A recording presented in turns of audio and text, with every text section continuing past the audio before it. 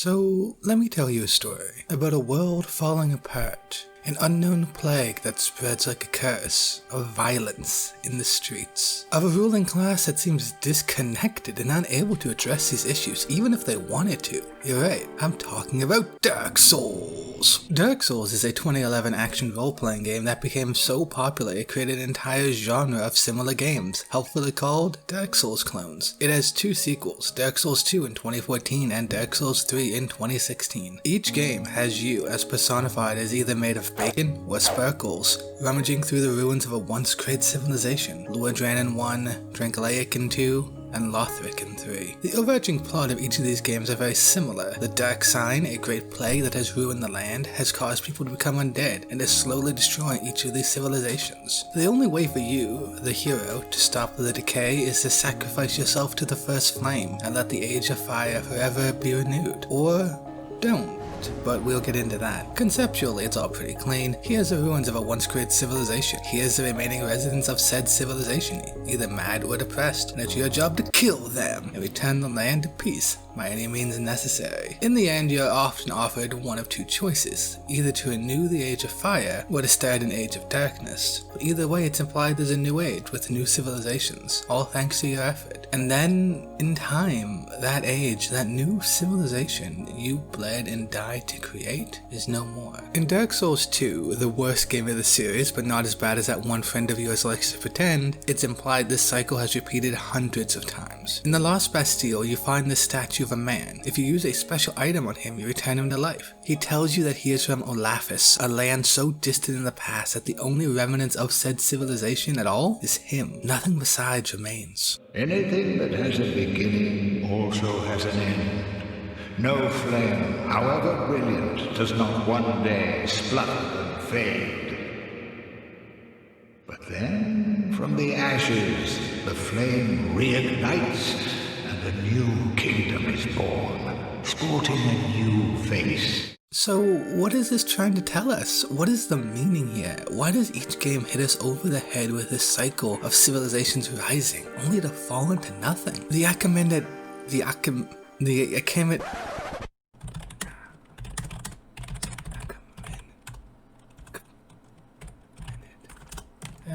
How do you say? Alright, let's play. God, just can you speed this up? Achaemenid or Achaemenid.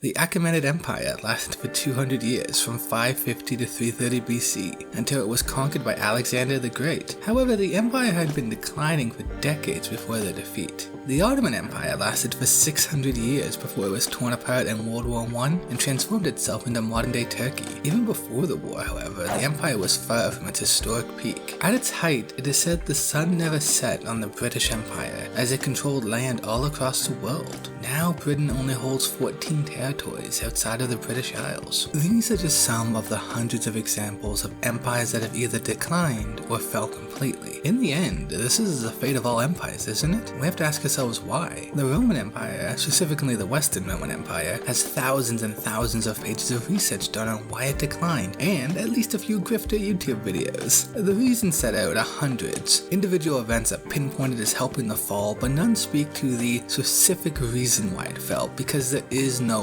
one reason. There are hundreds. What felled each of these empires can be categorized and understood, but they aren't the final reason why they fell. The reason why they all fell was because that's what they are destined to do. Time comes for us all. There are specific reasons to be sure, but if it wasn't Alexander the Great, it would have been someone or something else eventually. In the end, all things fade. Sure, people will still live in these areas, but the culture, the government, the political system, and everything else fades with time. In Dark Souls 1, you are met with a dead and dying land, men turned into insane hollows, infrastructure collapsing. There are things you can point to that helped contribute to this fall. Gwyn giving Seath the Scaleless a laboratory to create strange and horrid beasts. The Witch of Izalith tried to create her own first flame, which failed, and now there's demons everywhere. Just a series of dumbass decisions by godlike characters who seem unable to realize the simple truth of the world. There is no going back to the glorious days of the past. Lord Lordran, in time, will fade away to nothing with only its monuments left to tell the tale. The first flame, the thing that breathed life into these godlike creatures and gave them the power to take over and create, is fading. And while they can postpone it with heavy sacrifices, it will in time fade. The first flame acts as a metaphor for the collapse of civilizations, how we can postpone it, fight it, but eventually it, like death, comes for us all. The final boss of Dark Souls is not some big bad whose scheming ended the world. It's Gwyn, the figure that most represents the old ways, the old civilization, who sacrificed himself to save it. He is Lordran embodied, given shape and form, and you just fucking kill him. But if it wasn't you, it would have been someone else, or time itself. Gwyn did not cause his world to fade, it was inevitable. He did everything he could to save it, but it was all for naught. And we see the consequences of this in Dark Souls 3. Faded relics of the past still exist but are darkened, corrupted by time and death and disease, so twisted and distorted they're barely understood anymore. Nations grew from the ruins of these places but could no more claim relation to them than a citizen of Italy could claim they're from the Roman Empire. In Egypt's sandy silence, all alone, stands a gigantic leg, which far off throws the only shadow that the desert knows. I am great Ozymandias, saith the stone, the king of kings. This mighty city shows the wonders of my hand. The city's gone, naught but the leg remaining to disclose the site of this forgotten Babylon. We wonder, and some hunter may express wonder like ours, when through the wilderness, where London stood, holding the wolf in chase, he meets some fragment huge and stops to guess what powerful but unrecorded race once dwelt in that annihilated place. In Dark Souls 3, the final boss is the soul of Cinder, the soul of everyone who's ever helped the world on to its next age. Again, this is no final boss, no true antagonist, instead it's reminding you that for all your trials and tribulations in bringing forth the next stage, it will fade like all the others. In the two main endings of the game, you can see the game admitting that it's not a true ending. When you link the flame, you see a weak fire barely consuming you, compared to when you set yourself aflame in Dark Souls 1. This weak and lilting flame that has set you alight will fade. In the darkness ending, where you call the Firekeeper and let her smother the flame, she says that eventually, one day in this new dark age, lights like small flames will arise. But one day, tiny flames will dance across the darkness.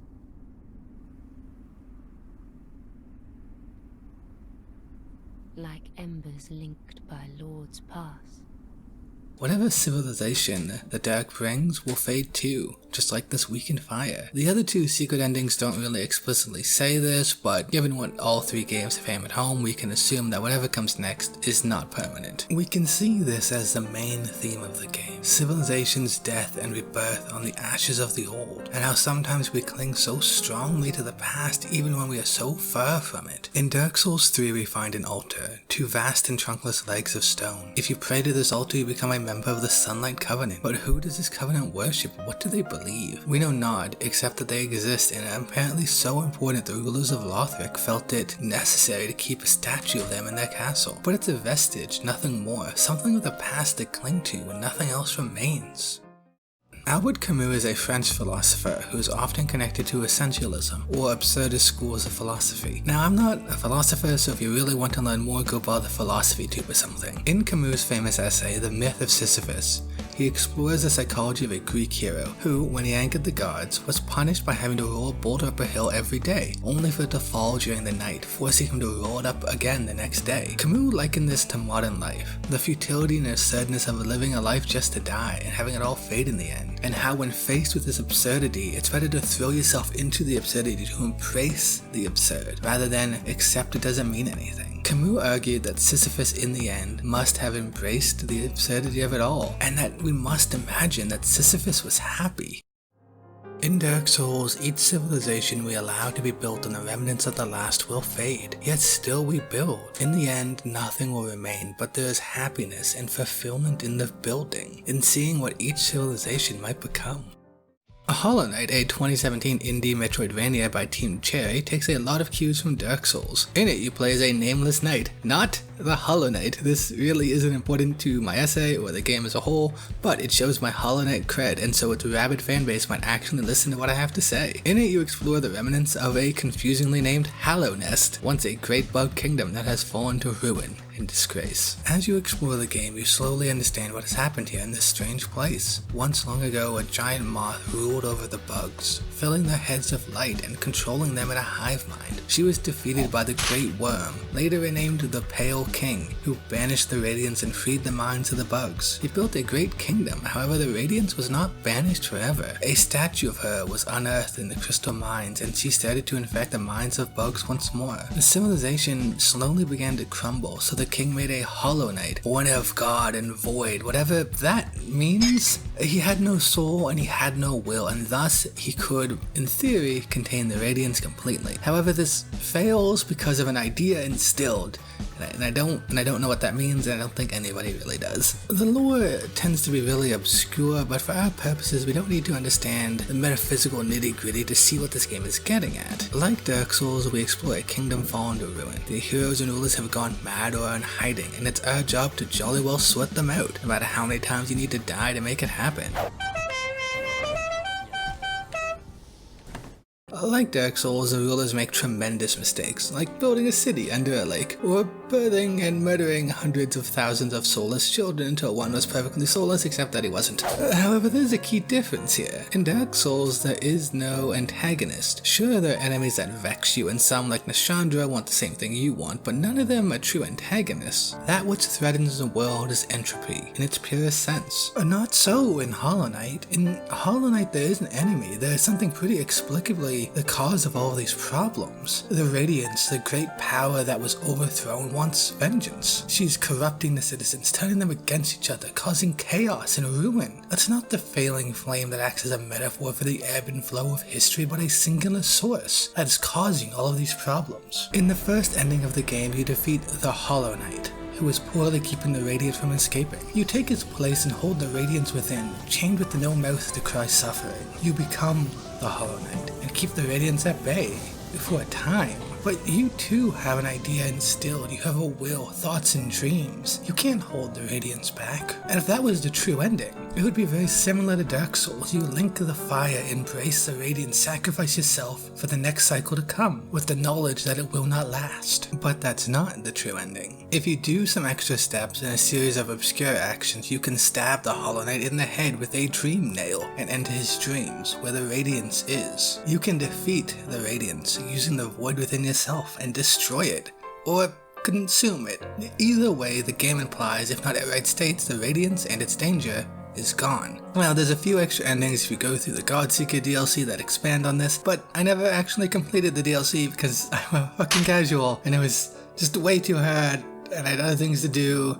One of these days I'll do it, I swear. But either way, the lore changes, but the implications are the same. The Radiance is dead, the danger vanished. And this ending is kind of terrifying for its unintended implications. The Hallow Nest was devastated. Untold multitudes died or were turned insane, and it all could have been avoided. Each death, each person you were forced to kill could have been saved. From the start, the Pale King did not need to banish the Radiance to allow her to rise from the ashes. He could have killed her. This was all avoidable. The two games are very similar in atmosphere and structure. Ruined kingdoms, a plague, but the key difference changes the tone. In Dark Souls, you don't really achieve anything. You allow the cycle to repeat, you allow the next civilization to be born, but in the end, you cannot save Lordran. You cannot save Drangleic. You cannot save Lothric. They were always doomed by time. You're only picking up the pieces. There's a sense of satisfaction in that, in knowing that all things in time come to an end, no matter how hard we try.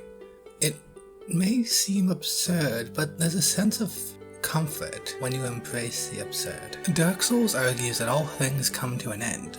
civilizations will fall. In contrast, Hollow Knight argues that civilizations may fall, but there are things that could have been done to avoid it. The rot can be defeated and balance found, but this implies the dangerous idea that all those civilizations that did fall could have avoided it. That the world as we know it now isn't inevitable. Sisyphus rolls his stone up the hill every day, and every night it rolls back down. If one night Sisyphus woke up and found his stone still atop the hill, maybe tomorrow the stone will fall, maybe it's all absurd after all. But that possibility, the idea that maybe there's something other than the absurd, something controllable, would he then look out across the valley, all the world spreading forth around him from atop his conquered hill he could now exist in? Would he find that liberating or terrifying?